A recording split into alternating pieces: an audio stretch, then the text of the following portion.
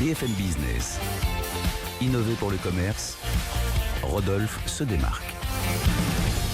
Rodolphe Bonas, PDG de CACOM. Tiens, ça faisait longtemps. Si on allait voir ce qui se passait du côté de chez Amazon. Alors, Amazon, ils sont déjà 2.0, mais en revanche, ils disent que le physique, c'est vraiment pas si mal.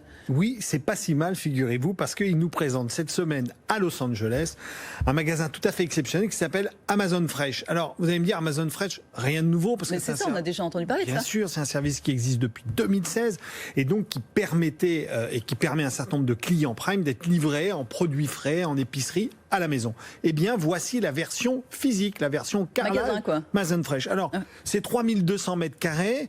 Comment je peux présenter le magasin ? C'est un petit hypermarché. Donc là, vous voyez que la nouveauté n'est pas énorme.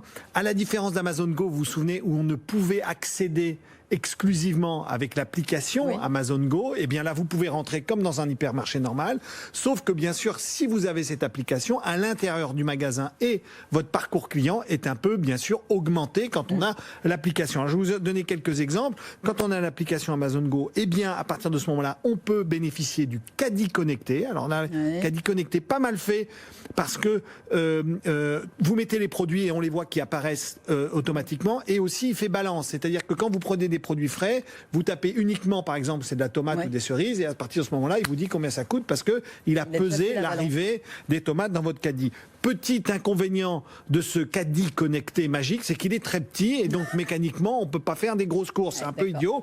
Alors donc, il existe des caisses normales à côté dans lesquelles vous pouvez pousser des caddies comme dans un hypermarché normal. Vous voyez quand même que si Whole Foods s'est inspiré d'Amazon, Amazon c'est un peu inspiré de Whole Foods, parce que c'est vraiment un hypermarché qui ressemble énormément à Whole Foods. Alors je veux juste donner quelques autres éléments pour vous, Karine. C'est que quand vous passez en caisse, si vous payez bien sûr avec votre application Amazon Go, vous avez 5% de discount, ce qui est quand même pas mal.